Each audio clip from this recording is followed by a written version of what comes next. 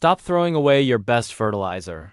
While your neighbors are spending money on store-bought bags of synthetic nitrogen, the most powerful spring soil activator you will ever use is sitting in your kitchen trash right now. Discarded crustacean shells and spent coffee grounds, two things most households discard without a second thought, contain a biological combination that can ignite dormant spring soil faster than almost anything you can buy. This guide breaks down exactly why this works, how to prepare it, and how to use it before the seasonal heat window closes. Why spring soil activation is a race against time. Every spring, gardeners and farmers face the same invisible problem. The soil is cold, microbial populations are dormant, and synthetic fertilizers applied at this stage largely sit unused.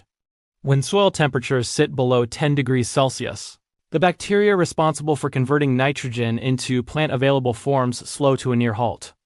Pouring synthetic nitrogen onto cold March soil is the equivalent of leaving food outside a closed restaurant.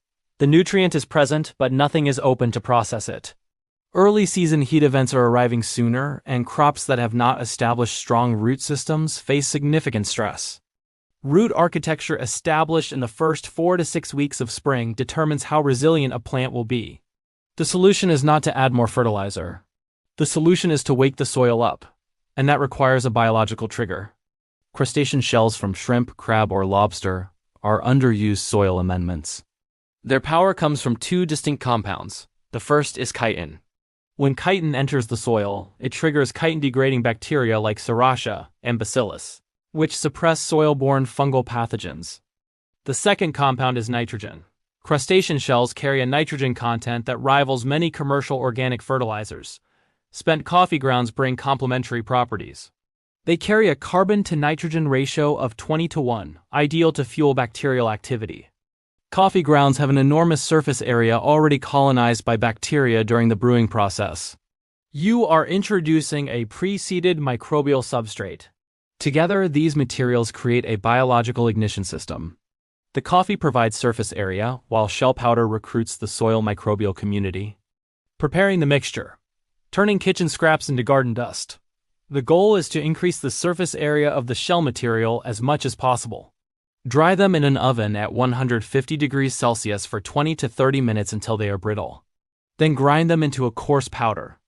Allow coffee grounds to air dry for 24 hours before mixing. The target ratio is 2 parts coffee grounds to 1 part shell powder.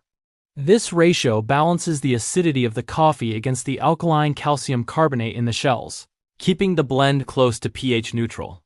Application. Getting the mix into the root zone. Surface broadcasting alone is the least effective approach. It needs to reach the rhizosphere.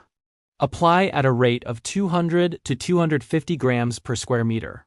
Avoid direct contact with young seeds to prevent root burn. Water the area after application to start the microbial process. Within 72 hours, the soil will actually feel warmer to the touch. The nitrogen cycle this mixture starts needs to be maintained. A follow-up application at 4 to 6 weeks keeps the chitin signal active. Chitin-treated plants develop denser root architecture. This helps them survive the summer by accessing subsoil moisture.